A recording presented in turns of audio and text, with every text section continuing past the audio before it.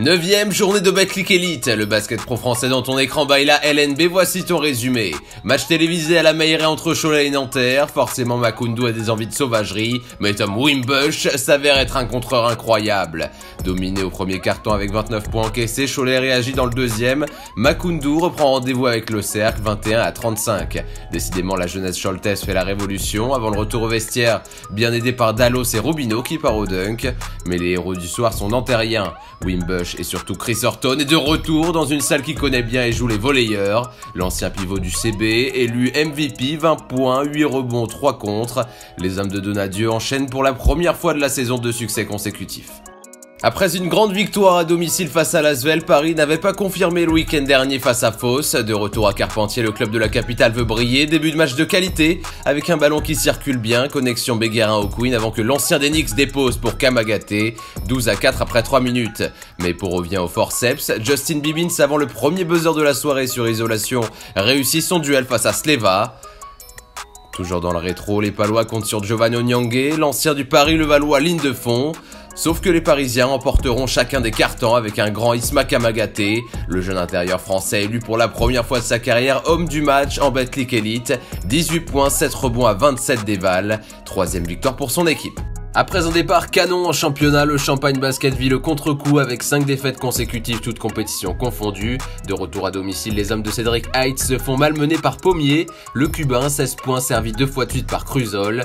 36-51, les Limougeaux avec un langue retrouvé mènent largement. Gagny Lawol répond toujours à l'intérieur, mais Limoges ne va jamais faiblir, scorant au minimum 24 points par carton. Impact, adresse, distribution, les joueurs de Cancellieri sont survoltés et dépassent même les 100 unités pour la première fois de la saison en Betclic Elite. La victoire pour Limoges, Chalon-Reims, un temps premier dégringole au classement. Match de mal classé à la Halle-Vacheresse entre Roanne et Le Portel. Après un bon départ des Vikings, la chorale sonne la révolte. Johnny Beran-Meskel confirme sa forme du moment, 19 points de moyenne sur les 3 derniers matchs. Roanne est une équipe qui adore se projeter et va vous le prouver. Après un contre en altitude, l'homme qui n'a que marche dans son nom part au sprint en bas de votre écran. Friandise aérienne offerte par Marnette, 48-38 dans les dernières secondes du deuxième quart, mais l'écart sera réduit à -7 à la pause grâce à ce joli mouvement portellois. Tir externe de Nelson, 21 points. Mais la formation de Jean-Denis Choulet reste agressive, gagne des ballons. Ronald marche une nouvelle fois, rapide comme l'éclair fini au dunk, coast to coast. 89-86 score final, une belle opération pour Roanne qui enchaîne après avoir battu Orléans. Strasbourg de retour dans son Rhenus après avoir été stoppé dans sa série de 5 victoires au Mans. Face à Fos, les Alsaciens en début de match se font surprendre car malgré un statut de promu, les sudistes comptent dans leur rang des joueurs pleins d'expérience. Chroma et l'ancien MVP du championnat, Zach Peacock, combinent à eux deux 44 points, 22 chacun et font douter la SIG. D'autant que les quelques pertes de balles offrent des paniers faciles aux visiteurs. Doucouré terminera demain ici. Sauf que Strasbourg resserre la vis et n'encaissera que 6 points dans le deuxième quart, grosse perf, et la défense est de retour, bloc fou de Croker. Ike Udano, lui auteur de 10 rebonds, s'offre dans la peinture une claquette puissante, 48-38.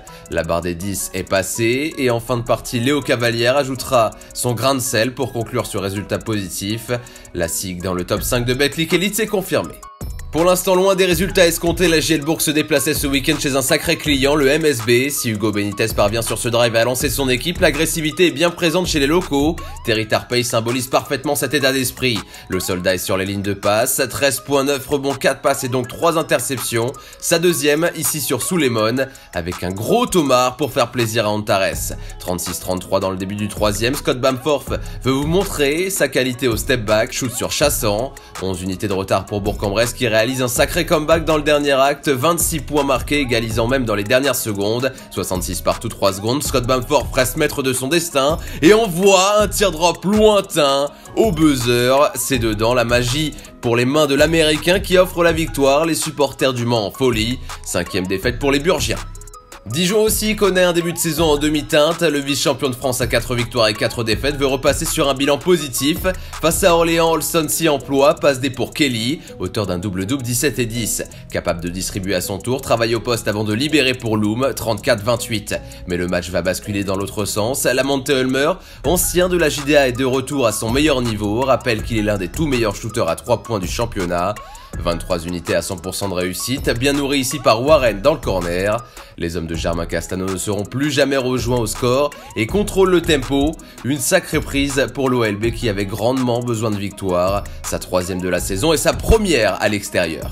Du côté de l'Astrobal, tout simplement le choc de la 9e journée, le leader Boulogne-le-Valois face au double champion de France en titre l'Asvel. Justement, les Villeurbanais vite distancés veulent revenir, ce ballon atterrit dans les mains de Fall et personne ne contestera le géant sénégalais. Pour les Metropolitans 92, le duo Cummings-Hunter fait encore des merveilles, le meneur lance le démolisseur. 11 points pour Hunter, 17 pour Cummings. À l'orgueil, l'équipe de TJ Parker pousse avant la mi-temps, sublime finition de Paul Lacombe très acrobatique. Mais ce sont bien les hommes de Vincent Collet qui maîtrisent cette partie, laissant Lyon-Villeurbanne sur son plus faible total de la saison. 64-85 score final, les Mets solides leaders valident une 8e victoire de suite en Betclic Elite. Pour la 10e et prochaine journée, rendez-vous le 3 décembre après la trêve internationale avec le Portel face à Strasbourg en ouverture. Le lendemain, Bourg-en-Bresse face à Paris, Fos-sur-Mer, Lyon-Villeurbanne ou encore Limoges contre Gravelines-Dunkerque. Dimanche enfin, Orléans-Le Mans, Paul-à-Cortès-Dijon ou encore Boulogne-le-Valois face à Cholet.